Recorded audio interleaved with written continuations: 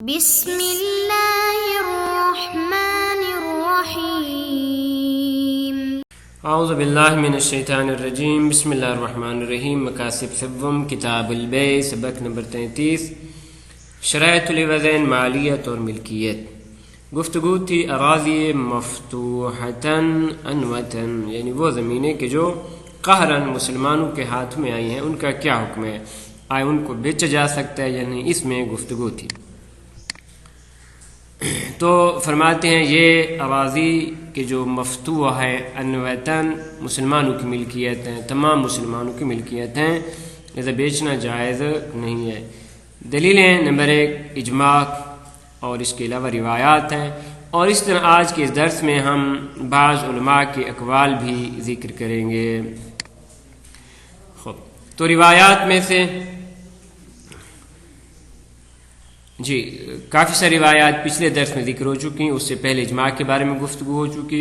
آج کے درس میں زیادہ تر علماء کے اقوال کے بارے میں گفتگو ہوگی، تاہم چند ایک اخبار بھی ذکر مفی خبر ابی ربیع کی خبر میں آئے کہ لا تشتری من ارض السواد شیئا، کہ امام فرماتے ہیں عراق کی زمین میں سے آپ کچھ بھی خرید نہ کریں، کیونکہ آپ خرید نہیں سکتے، اس کو تمام مسلمانوں کی ملکیت ہے۔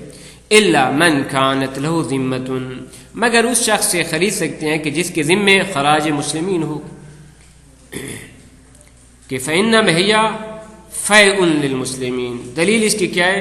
اس وجہ سے کہ یہ مسلمانوں کا مال ہے، مسلمانوں کے لیے فیء ہے، الی غیر ذلک۔ اس کے علاوہ اور بھی روایات ہیں کہ جناب مصنف نے ذکر نہیں کی۔ ٹوٹلی طور پہ حکم فرما رہے ہیں کہ وظاہرہ، البتہ ظاہرہا محشرین نے ذکر کے ظاہرہا کہنا زیادہ بہتر تھا۔ وظاہرہ ان تمام اخبار کے جو ہم نے ذکر کیا ان کا ظہور کما ترى، جیسا کہ آپ نے دیکھا ہے اس بات میں کہ عدم و جواز بیعہا، اس زمین کا بیچنا جائز نہیں ہے، حتی تبعاً، حتیٰ کہ وہ آثار کے جو اس میں مملوک کا انسان کے انسان نے اس کے اندر کوئی چیز کاشت کی ہے یا اس کے اندر کوئی چیز بنائی ہے، تو یہ چیزیں تو انسان کی اپنی ملکیت ہیں، فرماتے ان آثار کی اتباع میں بھی بیچنا جائز نہیں ہے۔ حتی طبعا للآثار المملوکۃ فیہا علی ان تکون جزءا من المبیع، اس طرح کہ یہ مبیع کی جز بن جائیں اور اس کو بیچا جائے، کہ فیدخل فی ملک المشتری، کہ ان آثار مملوکہ کی اتباع میں یہ مشتری کی ملکیت میں داخل ہو جائے۔ جی نہیں، ہاں آثار آگے چلے جائیں گے لیکن زمین ویسی کی ویسی رہے گی۔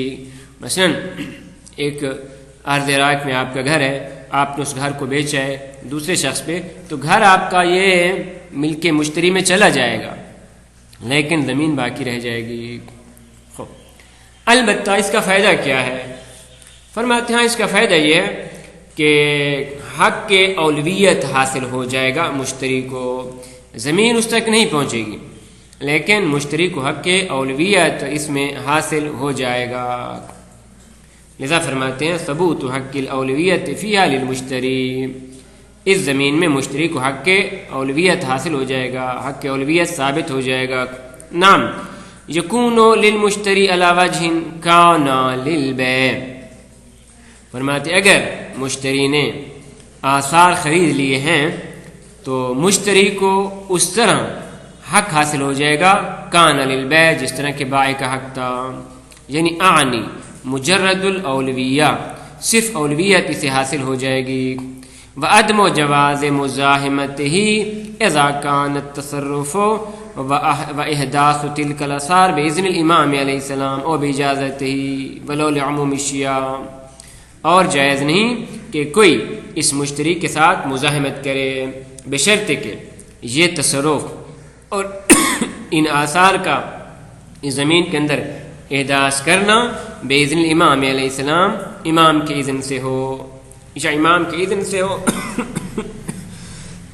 اور باجازت ہی، یا امام کی اجازت سے ہو، اگرچہ یہ اجازہ عمومی ہی کیوں نہ ہو۔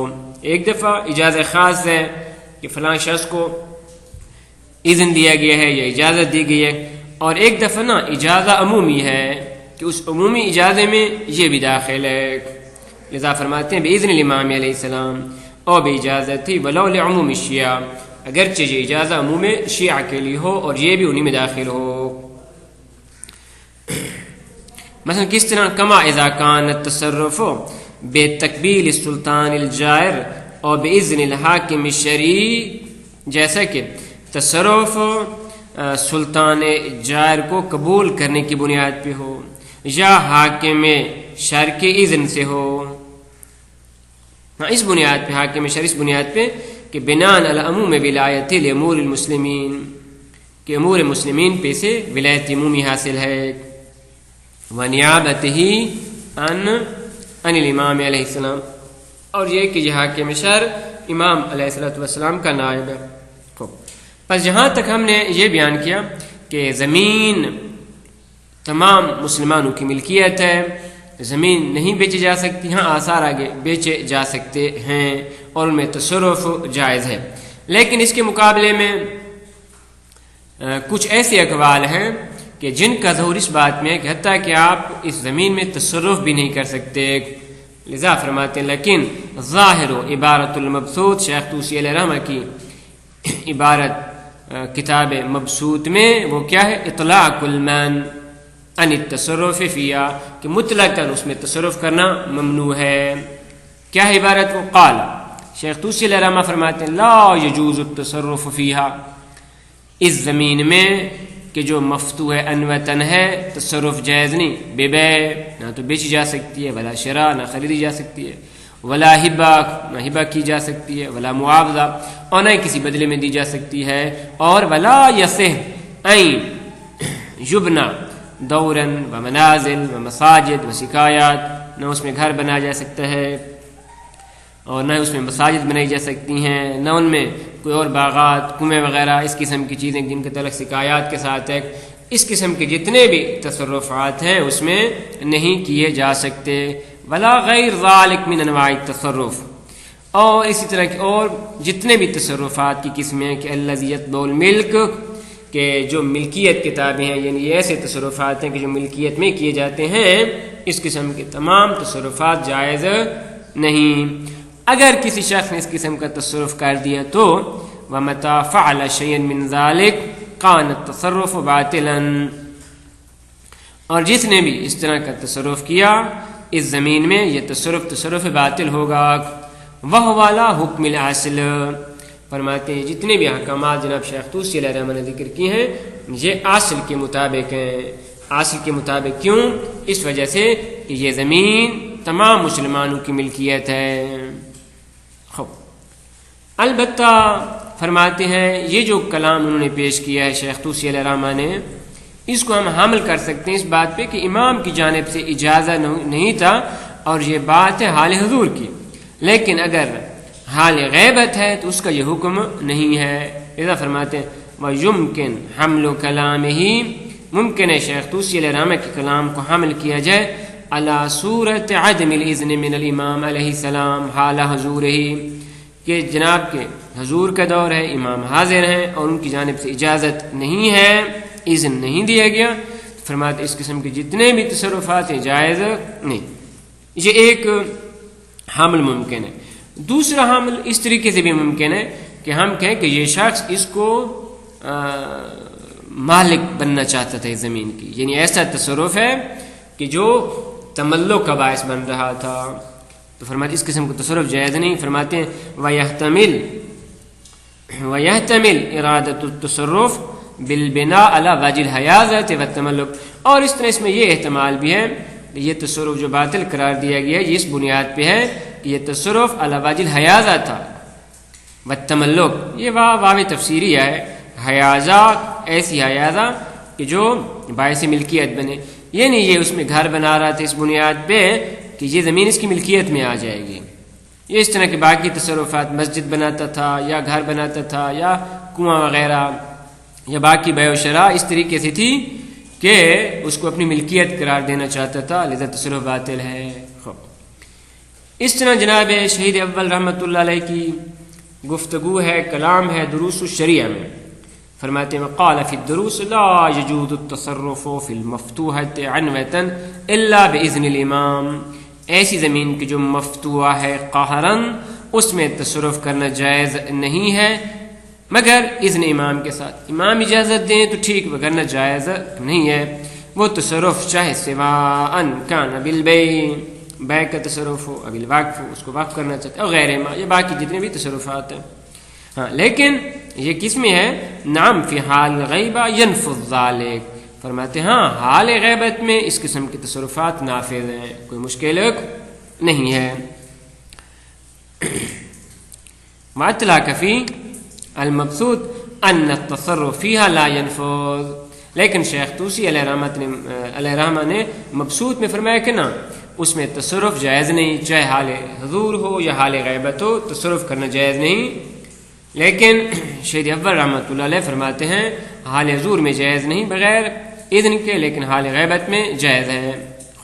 وقال ابن ادریس ہلی صاحب السرائر، وہ فرماتے انما النبی ونوقف تحجیرنا وبناءنا وتصرفنا لا نفس الارض، وہ فرماتے ہیں ہم بیچتے ہیں، ہم وقف بھی کرتے ہیں بصورت تحجیر، بصورت بنا، گھر وغیرہ بناتے ہیں، اور باقی جو تصرفات ہیں یہ تمام قسم کے تصرفات ہم کرتے ہیں، لیکن لا نفس الارض، زمین میں تصرف نہیں کرتے.